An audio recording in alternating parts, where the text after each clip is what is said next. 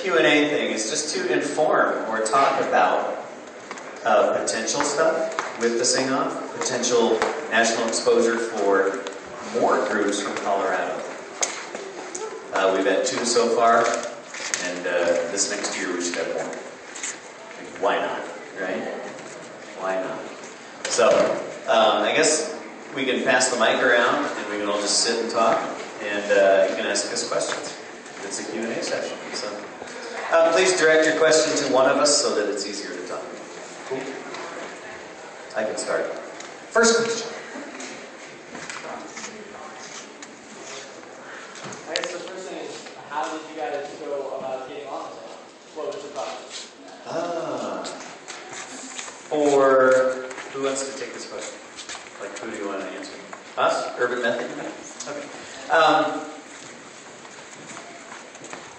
Pretty much, we focused our energy in putting the group together in a way that would make us appealing to the producers. We chose Mike Charles as the rapper because they never had a rapper on the show that was legit, that did it with purpose. And then the second thing is we made sure to have females in our group. Because the first 2 years was all men, winning the deal. So we wanted to make sure that we had that option because I felt that if we just had men, that might be a reason to not have you on the show, one, or not win. So I want to make sure it was diverse that way. Second, I want to make sure that I had a very diverse group. People from different backgrounds, different vocal backgrounds, and also the look of the group was very important. We didn't look Puerto Rican, so we didn't have that on our side.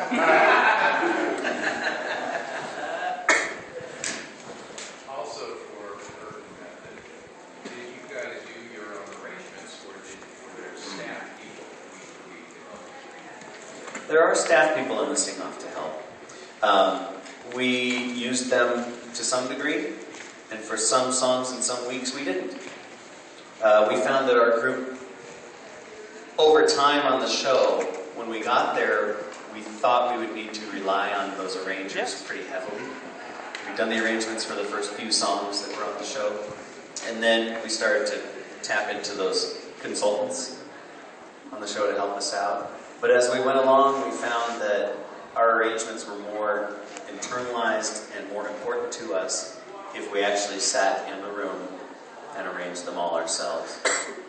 Sometimes with some paper help, like Richard would put out a MIDI file or a little sheet music of an idea of what he thought would be cool, and then Liz Ager, she threw in she's a very talented person as far as putting together ideas of arrangements in her head, and she would just tell us what to sing.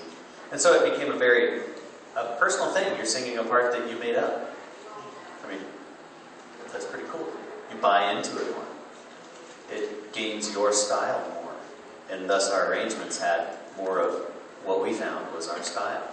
Since we didn't know what that was when we landed on the singer. We were new.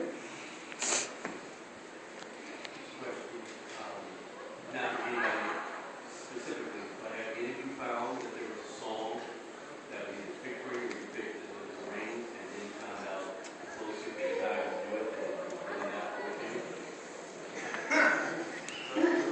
You want to take that?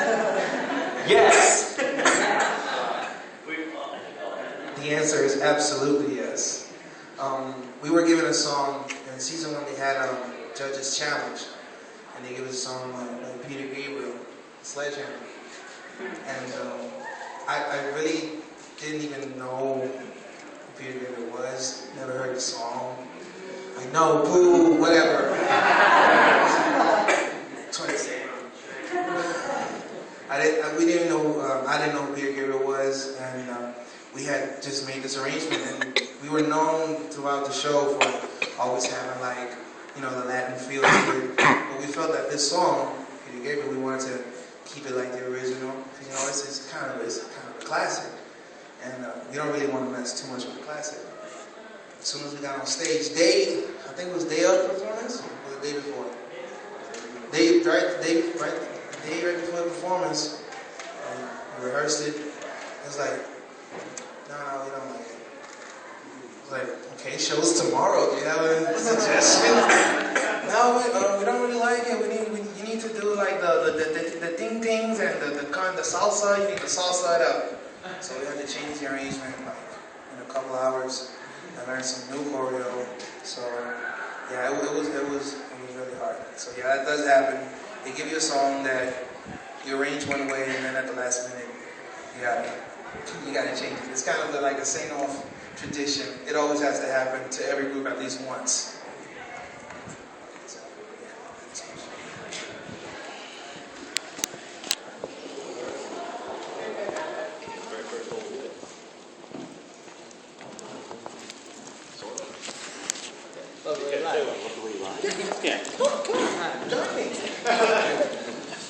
So we had the very first song is supposed to be like the signature song that you do, and we had planned to do an Eminem song, and found out like they couldn't get the rights for it when we showed up there, and so they had us kind of get ready with another song. We had the B.O.B. Airplanes. What's her name? Haley Williams. Haley Williams. So we got the song all ready to go. It was all set to be like a big opening song. And then like, what was it, the 2 days before? Same sort of story. Like, they called us up and they're like, hey, we got the rights. Eminem, somebody emailed Eminem. And like, they decided to actually contact him about it and try to get the rights for it. And so they got back to us and they rushed us over to the studio. They had everybody stick around to do another camera blocking and stick around and make sure that they could get the lighting right and everything for it. It was great. It was the same sort of situation. You're right. Everybody had to do it once, I think. Just go through that process. Scary. Yeah. Next question. Next question. When you're on the singer, how many hours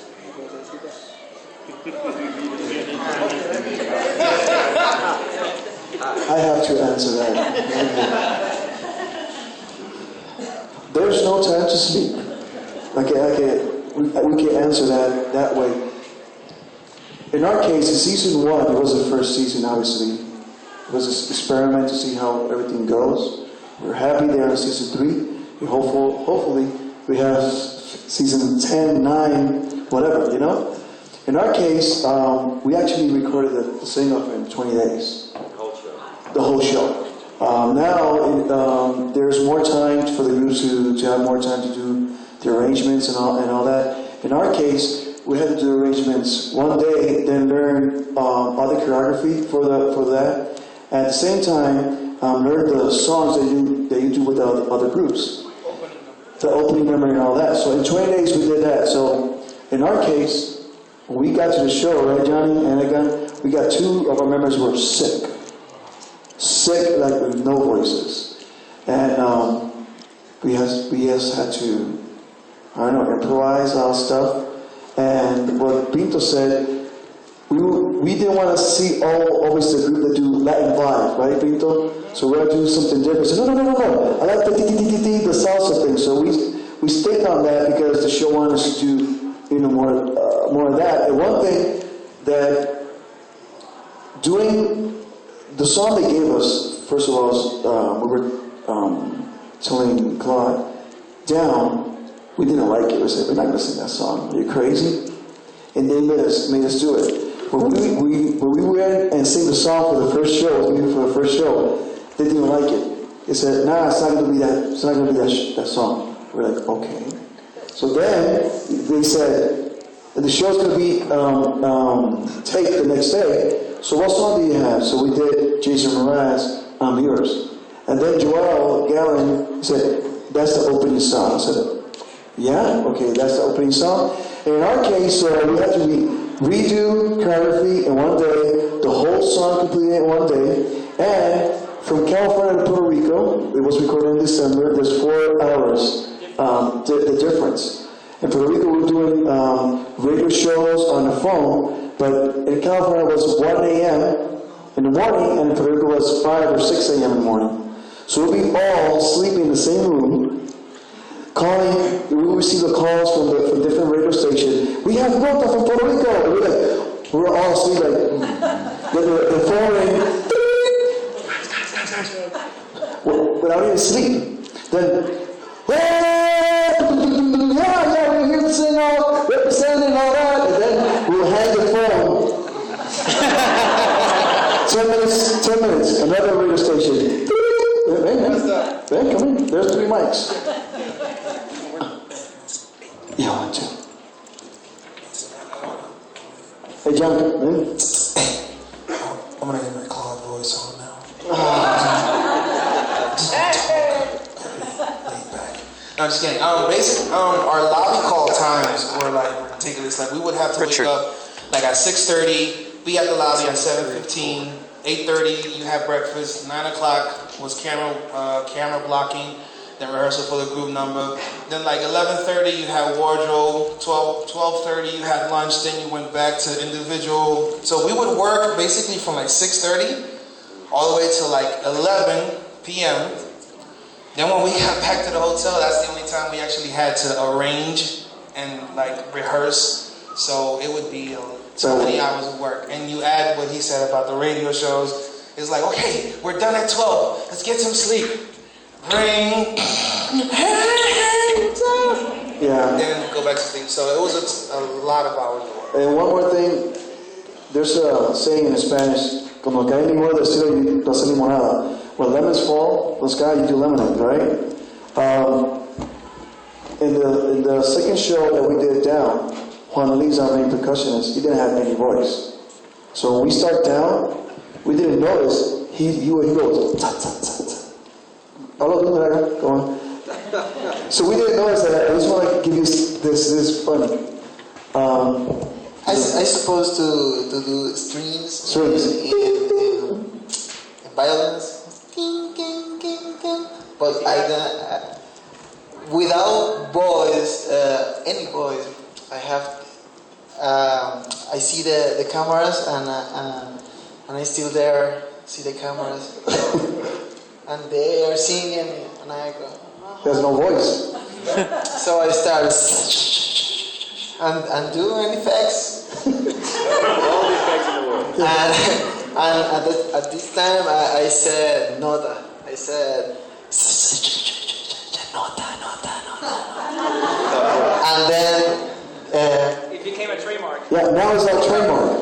So in the show, we didn't notice it. When we saw the show, and we said, NOTA, I said, wow, that's so bad. How you came over that? Well, I didn't have no voice, that's the only thing. And now, in our concerts and in a lot of our songs, when we record it, that's our signature trademark. So, with no voice. So you can use anything that you have in your hands to do the most of it. Cool. Yeah. For Urban Method, how many songs do you guys have prepared beforehand, and how many did you arrange and prepare live for the show? Yeah, we prepared 3 songs for our audition video, and then after we made it on the show, we prepared 3 more for the home shoot. The home shoot was when the camera crew came out for 2 days, and 3 days in our case. And so we had to learn music for that home shoot. And when we went to LA, it was those 6 songs and our swan song. We had to learn our swan song. So you have to show up in LA knowing it. So we can kick you off right away. That was, we're like, oh, does every group have to know their swan song when they arrive? I mean, that's the question we ask, Does everybody? Because... No, only you. Only you, yeah, exactly. Do the producers and the judges get to dictate your arrangements and your style? I heard them saying that they wanted more salsa flavor, more that kind of stuff. So you go in with your idea of what your interpretation of the song is, and then you sing it, and they say, oh, no, do this. So how does that affect the overall tone of the show? You want to take that one? Sure. Oh, you tell people.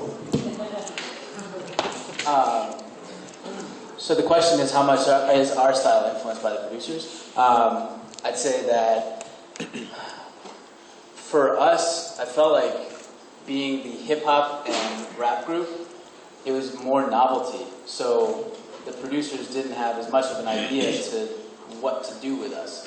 It took a couple of episodes for them to know what we thought was our sound. You know, they give us a list of songs that they think that we should do for, you know, the signature hit, like the second week, and we would look at the list and say, do you listen to our audition tape? You know, do you have any idea what our sound is? And then we give them another 3 songs, and then we have this talk back and forth. And so our initial struggle to get to the producers was getting the right songs for us. And then they had, as we went through each episode, the producers got more of an idea of what our sound was. But we got put together in May, so we didn't have a sound. So we continued to develop our sound and figure out new tricks. And you know, every week Richard comes out with a new sound, like a cricket or a saxophone or a guitar. And so, you know, we're like exploring everybody's individual talents. So I think in general for us, the producers did influence, but we were so new and taking a whole different approach to acapella that when they did give us a suggestion, it was more of like a collaboration as opposed to them trying to put us into a box, just because we have so many different tools to play around with. So it was different for Early Magic versus NOTA.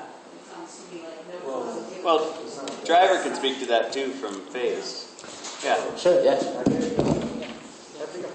Yeah, in our case, it wasn't our intent to do Latin breakdowns for all the songs. For us, it was kind of cheesy. And actually, our intention was to mix pop music with some Latin flavor. That's it. But for the audition video, for the audition, it wasn't a video, we went there, right? We prepared one song, and I wanted all the people there to see how versatile was NOTA. So we picked I'm Yours, and we switched it for that audition like 5 styles, the same song. Because I told the guys, I just want them to know in just one song what we can do. But that wasn't our style.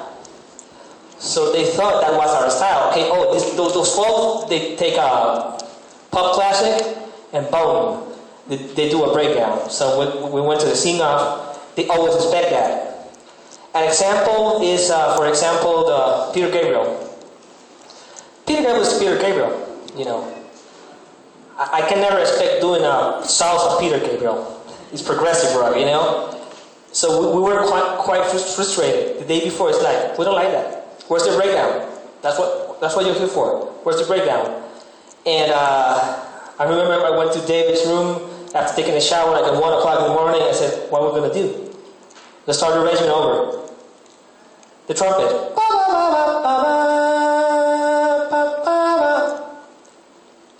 Okay, what about if I change a little bit, I do it a little bit more syncopated? How it sounds. And then in the back of my mind, it came to the samba key. That's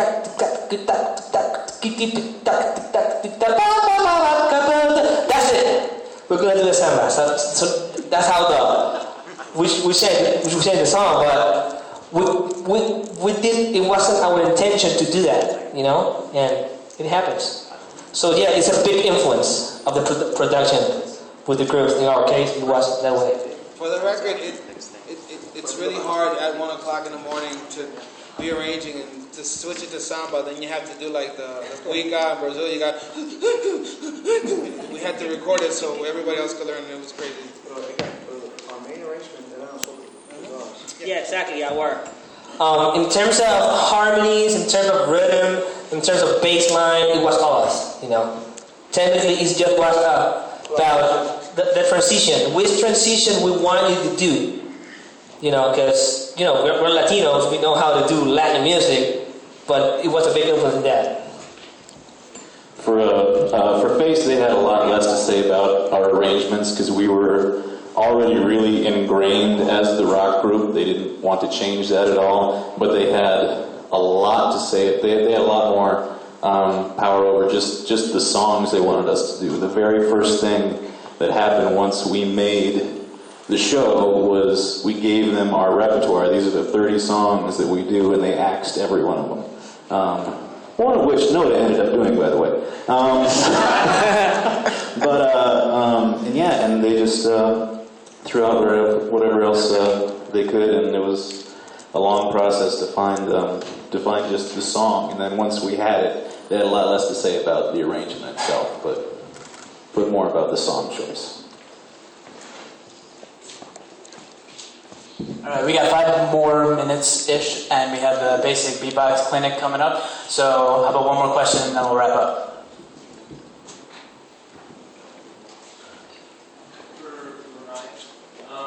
How do you think that these are different bass hats? Things are different with the show or different with the group. Things are good with bass. We had 7 minutes and 59 seconds of airtime. We know it because there's a montage of it on YouTube. But it was really good. It was a little hard to quantify exactly what we did get out of it, with the exception of Facebook friends, which doubled. But it was really good. I mean, the very simple fact that we are able to say face as seen on NBC's The Sing Off is huge. It's just huge, especially because the show has kept going and frankly kept getting, I think, better each year. It's and more popular.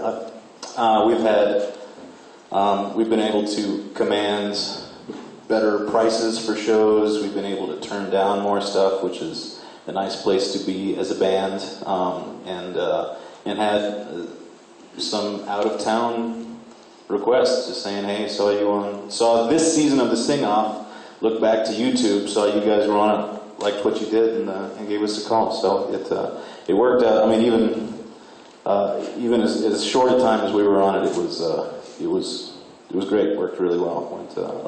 The 8th place that we came in was a lot better than 9th place. Not going on at all. So yeah.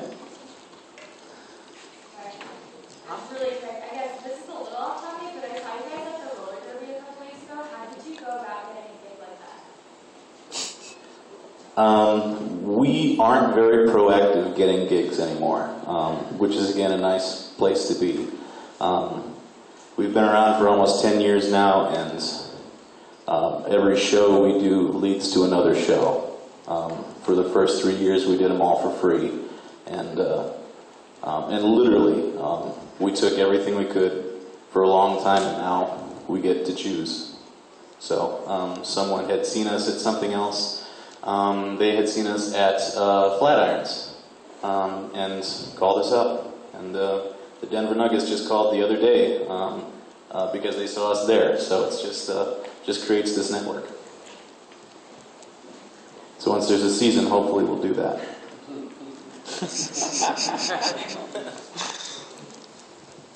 I have to ask this question. I know you guys have to leave.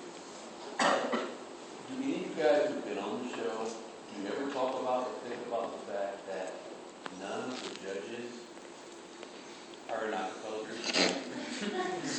Sarah was. She's not now. I'm not saying, you know what I'm saying? I'm not saying that's a mean thing or whatever. But your careers are being judged by people who don't work in that side of the business on any kind of consistent level. I think that might be maybe the most organic thing about the show, in a way, in that most of us, I think everybody here is either in an a cappella group or knows of a cappella pretty well. And they are from the perspective of people that don't know a cappella, which is the same population that we hope will buy our records, right. The same people that will come to the show. So, in a way, it's strange that it's like you're being judged by somebody who has no idea what you're doing, but at the same token, you get to understand, I think, how it really... So it is like Joe Public.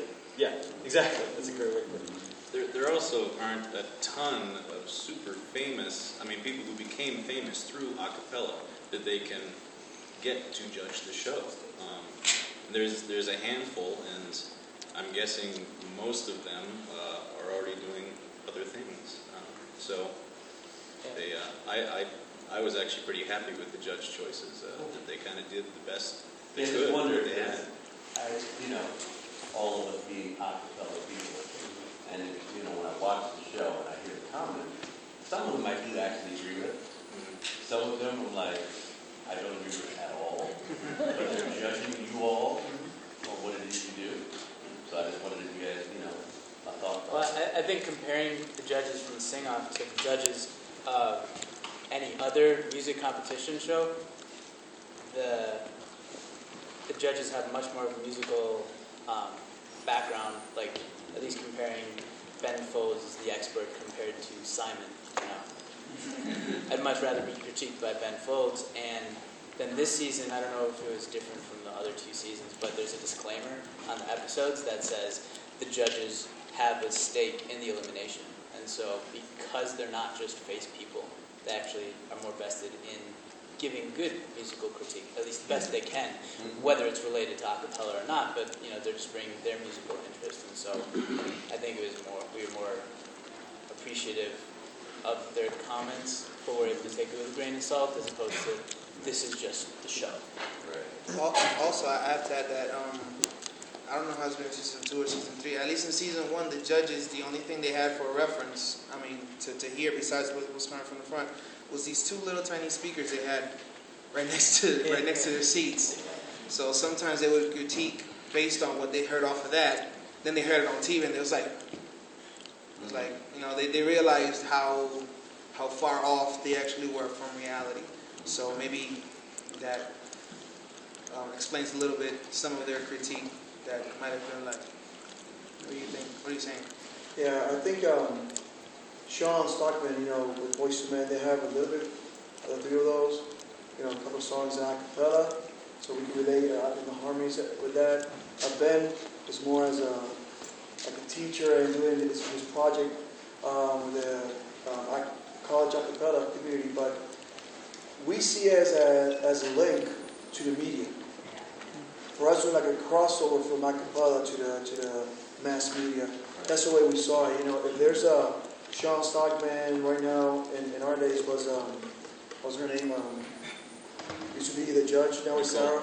Nicole. So they say good things, and they're impressed by seeing 5 or 6 or 10 guys doing everything with their voices, and they're giving it a stamp of approval.